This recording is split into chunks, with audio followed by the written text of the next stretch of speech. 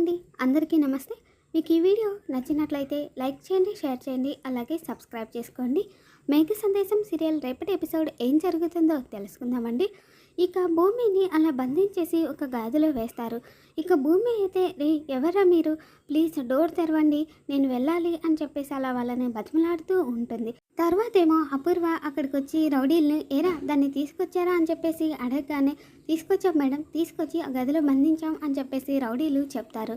ఇక అపూర్వ అయితే అసలు అది కృష్ణప్రసాద్ని ఎందుకు కలవాలనుకుంటుంది, రాజమండ్రిలో ఉన్న బొమ్మల ఫ్యాక్టరీ దగ్గరికి ఎందుకు వెళ్తుంది, అసలు దానికి కృష్ణప్రసాద్కి ఏంటి సంబంధం, అసలు దాని పుట్టు పూర్వోత్తరాలు ఏంటి, ఎక్కడి నుండి వచ్చిందో తెలుసుకోండా అని చెప్పేసి ఇక ఆ రౌడీలకి అపూర్వ చెప్పగానే, ఇక ఆ రౌడీలు అయితే భూమి దగ్గర ఉన్న బ్యాగ్ తీసుకురమ్మని ఇంకొక అతనికి చెప్తాడు. ఇక అతనేమో ఆ బ్యాగ్ తీసుకెళ్ళి అందులో ఉన్న గజ్జల్ని శాల్వాని చూపించి, మేడం ఇవి తన బ్యాగ్లో ఉన్నాయి మేడం, తను వీటిని ఎప్పుడు వెంట పెట్టుకుని తిరుగుతుంది అని చెప్పేసి చెప్పగానే ఇక అపూర్వ ఆ గజ్జల్ని శాల్వాని చూసి షాక్ అవుతుంది. అలా షాక్ అయిపోయి, ఇవి గతంలో శోభాచంద్ర దగ్గర ఉండడం గుర్తు తెచ్చుకుని, ఇవి శోభాచంద్రవి కదా, అసలు ఇవి దీని దగ్గరికి ఎలా వచ్చాయి, దీనికి ఈ గజ్జలకు ఏంటి సంబంధం, ఎందుకు ఇది వీటిని వెంట పెట్టుకుని తిరుగుతుంది అని చెప్పేసి అపూర్వ కంగారు పడిపోతూ ఉంటుంది. తర్వాత ఏమో నక్షత్రకి ఫోన్ చేసి ఇక శోభాచంద్ర ఫోటోలున్న ఆల్బమ్ని తీసుకురమ్మని చెప్తుంది.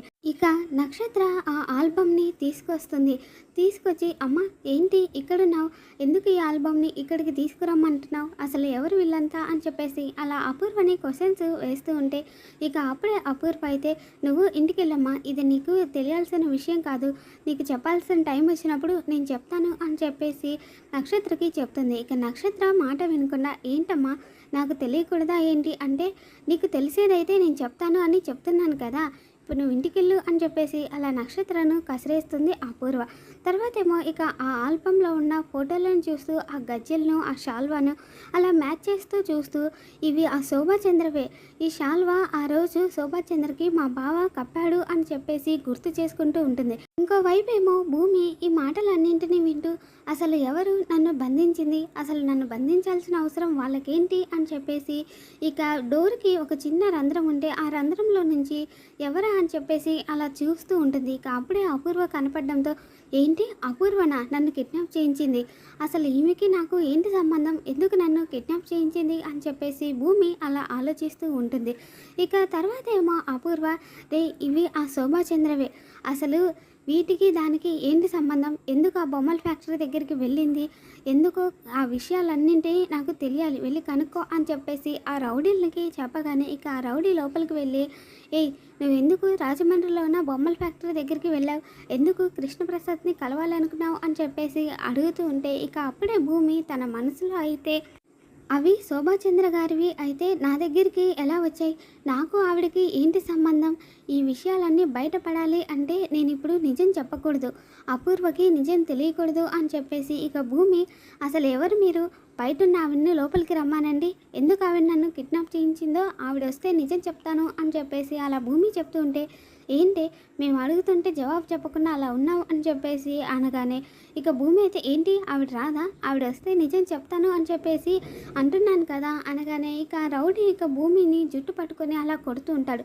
ఇక అప్పుడే భూమి స్పృహ తప్పి పడిపోవడంతో, మేడం అది స్పృహ తప్పి పడిపోయింది అని చెప్పేసి అనగానే ఇక, రే దాని మొహాన నీళ్లు చల్లైనా సరే లేపి ఈరోజు నిజం తెలుసుకోవాలరా, గతంలో కలిసిపోయిన నిజాలన్నీ ఎప్పటికీ బయటికి రాకూడదు అంటే అసలు దానికి వీటికి ఏంటి సంబంధం అనేది తెలుసుకోవాలి, ఈరోజు ఎలాగైనా దాని చేత నిజం చెప్పించాలి అని చెప్పేసి అంటారు. తర్వాత ఏమో కృష్ణప్రసాద్ జ్యువెలరీ షాప్కి వెళ్ళి, మంగళసూత్రం కావాలి అని చెప్పాం కదా, ఈరోజు ఇస్తా అన్నారని అడగగానే, అవును సార్ మేడం ఫోన్ చేసి చెప్పారు, 10:30 కల్లా మీకు ఇస్తాను సార్, ఈలో మీరు కూర్చోండి అని చెప్పేసి అంటే ఇక అలా కృష్ణప్రసాద్ అక్కడ కూర్చొని అలా నెక్లెస్లు చూస్తూ ఉంటే, ఇక ఇందుకు ఈ నెక్లెస్ అయితే బాగుంటుంది అని చెప్పేసి ఇంకొక నెక్లెస్ కూడా సెలెక్ట్ చేస్తాడు.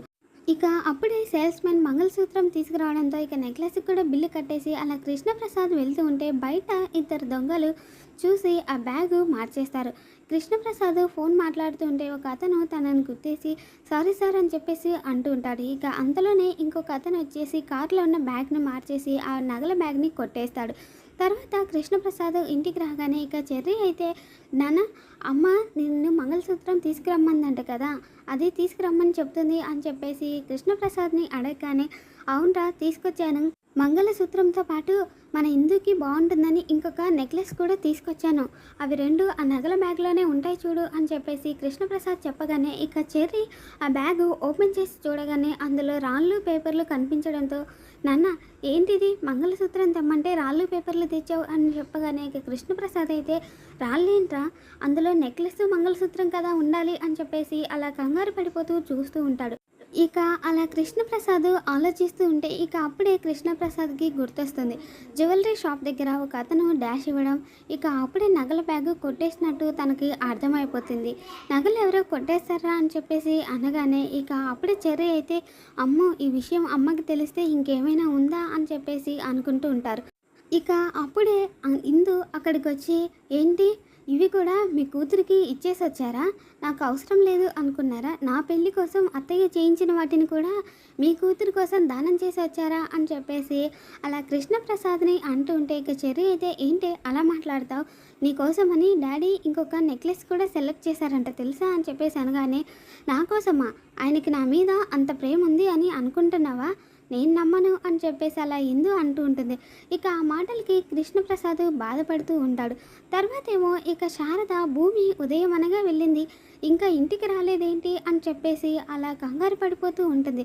ఇక అప్పుడే గగను అక్కడికి రాగానే ఏంటమ్మా ఎందుకు కంగారు పడిపోతున్నావు అంటే, ఉదయం అనగా వెళ్ళిన భూమి ఇంకా ఇంతవరకు ఇంటికి రాలేదురా, ఫోన్ కూడా చేయలేదు, పాపం ఒక్కటే ఆడపిల్ల ఎక్కడ తిరుగుతుందో ఏంటో ఏమైందో అని కంగారుగా ఉంది అని చెప్పేసి శారద అనగానే నువ్వేం కంగారు పడకమ్మా, ఆ తైతక్కకి ఏం కాదులే, జాగ్రత్తగానే ఇంటికి వస్తుంది అని చెప్పేసి గగను చెప్తూ ఉంటాడు.